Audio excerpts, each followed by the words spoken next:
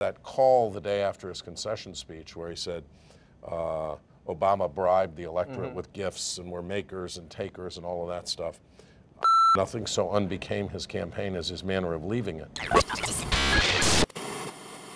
Happy Monday. Welcome to News Beast. We've got Bob Shrum in the house. How are you, sir? Good. How are you? I'm doing great. 60 degrees in New York. What's to complain about? It's not terrible. And you've got your Reagan tribute brown suit on? Well, I didn't think of it as a Reagan tribute, but I do have red and blue and purple. I like it. It's I'm nonpartisan today. Yeah, I like that. I like that. We've got a lot to talk about. We're gonna talk about the current state of the fiscal cliff negotiations, which seem to be precisely nowhere, and then talk a little bit. There have been rumors that Mitt Romney's wandering around La Jolla looking for a purpose, and I want to talk to you about what it's like to lose a presidential and that process of, frankly, you know how to hurt a guy. Well, you know, I think presumably worse for Kerry than you. But let's start fiscal cliff. Everyone's known this is coming. The world's most predictable crisis. It seems like negotiations are precisely nowhere. Well, one of the problems, I think, is that the House Republicans seem unaware that there was a presidential election, that a series of ideas were presented by Mitt Romney. They were rejected by the country. And now those are the ideas that they're recycling and saying this is what we want to do, although they're refusing to be specific. I think one of two things will happen. Either at the very end, under a lot of pressure from the business community, there will be a deal under which the top rates will go up. The Republicans will not vote for them to go up because they won't break the Grover Norquist pledge, but they'll let them go up automatically while dealing with the other parts of the issue. Alternatively, we may go off the cliff because if we go off the cliff, the president gets what he wants in terms of tax rates. The Republicans can then vote to cut taxes for everybody but the top 2%. They haven't broken the Norquist pledge. And you could probably calm markets down within a few days, sort of like the TARP thing that we went through in the fall of 2008, but it could be scary. I mean, but don't you think, when after the election, John Boehner offered an olive branch and very clearly delineated the difference between revenue and rates. Now, the problem here is that this takes a tax reform rather than just dealing with the cliff. The president, by focusing, and granted, he's always been fixated on the top rate, and he campaigned on it, and that's fair. But can you offer me a procedural vote that could give Republicans some cover here? Or is this a case where the White House is playing some really tough poker right now, and even though it was a big win, might be overplaying their hand? Well, yes, you could make that argument. On the other side, you want to, I think, the president negotiated with himself in 2011. And by being too reasonable at the outset. Yeah, but he put a deal on the table that he thought was the final deal the Republicans could accept. So I don't think he's going to negotiate with himself now. He's waiting for them to come forward. Look, the top rate could be 38%, not 39% or 39.6%. The president's offered a compromise on dividends and capital gains. And incidentally, if you talk about Wall Street and the financial community, they don't really care that much if the top rate goes from 36 to 38. But they sure care if dividends are suddenly taxed as ordinary income, or if capital gains goes way back up, because that'll hurt the markets and hurt investments. So the president's offered, I think, a pretty reasonable compromise here.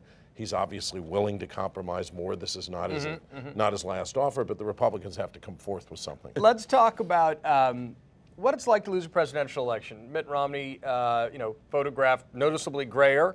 Pumping his own gas, attending amusement parks, catering to friends. Former presidential candidates, they're just like us. What's the process like of rebounding personally from the loss? It's a short, hard moment, especially if you think, as we did in the Kerry campaign in 2004, on the basis of the exit polls that we were going to win. What you want to do, which Romney has not succeeded in doing to some extent, is you want to be gracious, you want to get out, you want to affirm the democratic process. And what happened to him was that call the day after his concession speech where he said Obama bribed the electorate with gifts and we're makers and takers and all of that stuff, I think left a bad taste in everybody's mouth, including a lot of Republicans. I said to someone, nothing so unbecame his campaign as his manner of leaving it. But the real problem for him, he doesn't have, in my view, a continuing role on the national stage, even if they're recycling some of his ideas in this fiscal cliff negotiation. The real problem with him is that he only existed as a presidential possibility. He didn't have anywhere else to go. I mean, he was governor of Massachusetts. He had one singular achievement, Romney Care, which he's renounced. Right. So he's out there only as a possible president. When he's no longer a possible president, he is not a presence in public life. Right. So that's very different from John Kerry. Who's that, notably, among post-presidential campaign careers, I think Kerry is one of the few who's actually enhanced his stature. I think that's fair to say. I can't think of many others. Yeah, I think that's largely right. I mean, look, George McGovern, when he died a couple of months ago and you read the obits, I think people look back and said, you know, this guy did some extraordinary things Sure. and made some real differences. Ted Kennedy decided to stop running for president and became arguably the most effective senator of the last century or maybe ever. But what John Kerry did was go back to work on the Foreign Relations Committee and run for re-election in Massachusetts, which he won decisively. And he has enhanced his stature. But Romney didn't have anything to go back to. Now, I don't know that he had any interest in going back to anything, but he didn't have anything to go back to.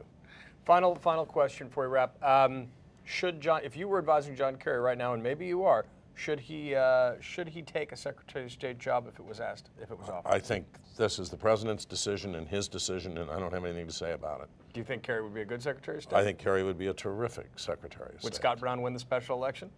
No, I think that was a unique moment, and you know, Democrats always panic. I noticed, you know, when I was trying to talk Andrew Sullivan off the ledge in the lead up to the election, you know, Democrats always panic. But Scott Brown that was a unique moment when the economy was in bad shape. Martha Coakley, who's a much better candidate now, was a bad candidate, and this whole confluence of events came together.